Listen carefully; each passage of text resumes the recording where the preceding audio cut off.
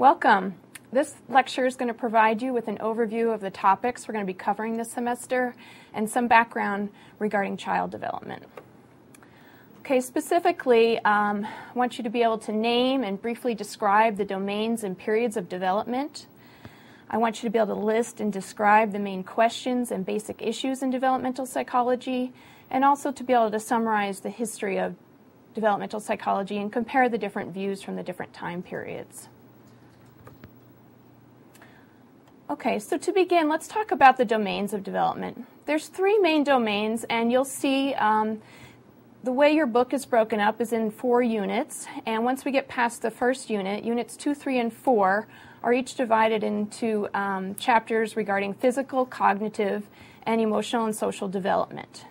Physical development, pretty much talking about changes in body and brain growth, both in appearance and their functioning, changes in the child's perceptual and motor abilities, and then things affecting physical health like nutrition and healthcare and all that.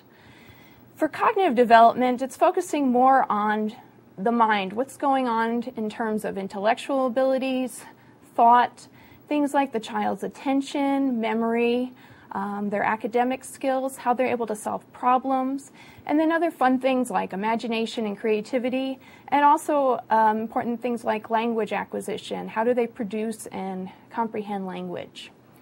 And then finally, we'll be talking about emotional and social development as well.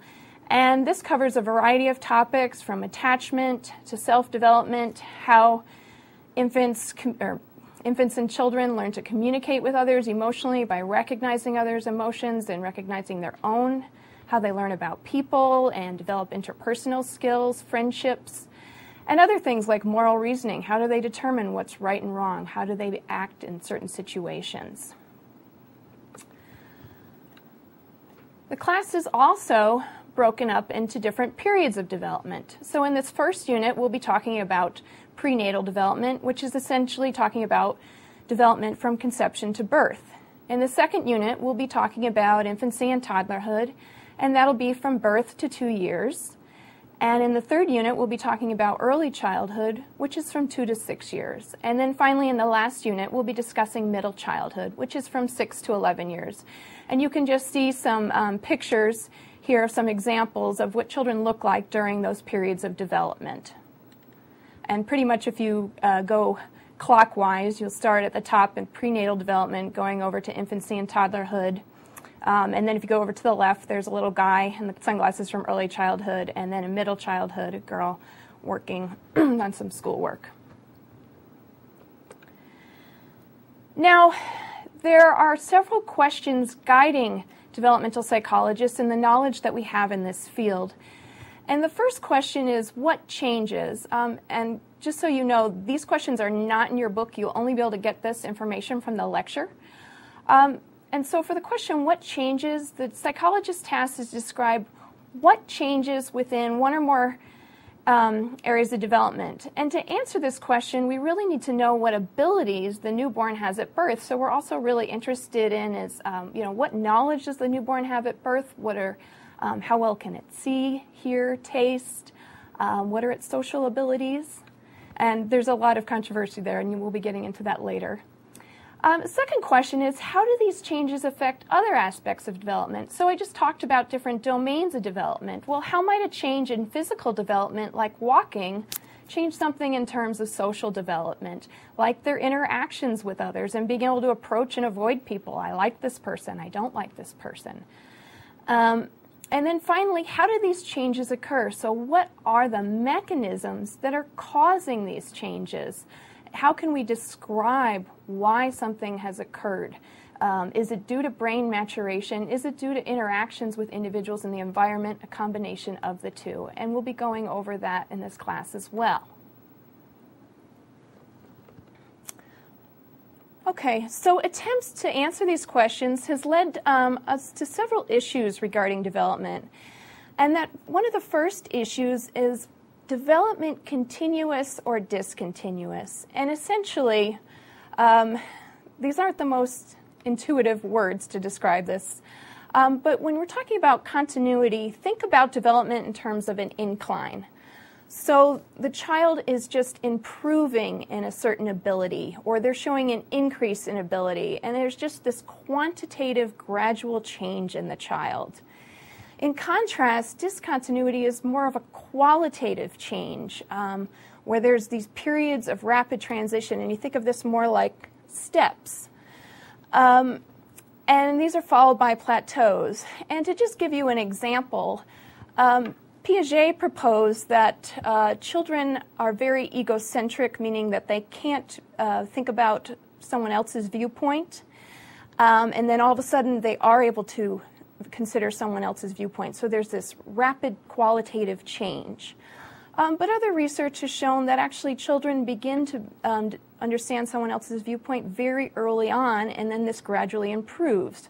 So whereas the first example of Piaget suggests discontinuous development, that this ability just develops all of a sudden, the other research suggests that it develops gradually with improvements in it, and that would be continuity. The second question or issue in developmental psychology is whether there's one course of development or many. And if there's one course of development, the idea is that everyone goes through these changes. They're universal. And pretty much these are our stage theories. So if there's a theory that we discussed that involves stages, you know that their viewpoint is that all children go through these stages. Everyone's going through the same types of changes. But when a researcher believes that there's many courses of development, this is the idea that changes that occur, they can differ depending on things like the child's culture, the geographic region where they're being raised, family circumstances, and other environmental issues. And so that the child can follow many different courses, and it really depends on what the context is, and so that children may develop differently as a result. And finally, the third issue is whether there's a greater influence of nature or nurture. Now, at this point, luckily, most researchers are in agreement that both contribute to development, but there is still some disagreement as to how much each contributes. Is there more influence of genetics in intelligence or more influence of environment? And that's sort of what the debate is now. But because of this debate and research done on the nature-nurture issue, this has led to another consideration in development, and that's this notion of stability versus change.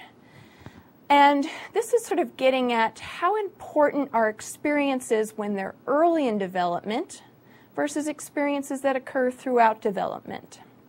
So if you're a researcher that believes in stability, you believe that early experiences are very important and affect that child later on in development. And you also think that heredity is very important and are going to impact development throughout. Now, a researcher who believes more in developmental change will say that experiences throughout development can be important for affecting things like maybe someone's personality or someone's intelligence. And so there is this issue of how important are early versus later experiences that comes up in terms of developmental issues. So now that you have a sense of the issues in developmental psychology, let's tap into the origins of these issues by briefly reviewing the history of child development. Okay, so let's start by talking about the child during medieval times, which is the 6th through 15th centuries. And very early on, adults did recognize that children were different from adults, and they showed this by having toys for them and different size utensils and all that.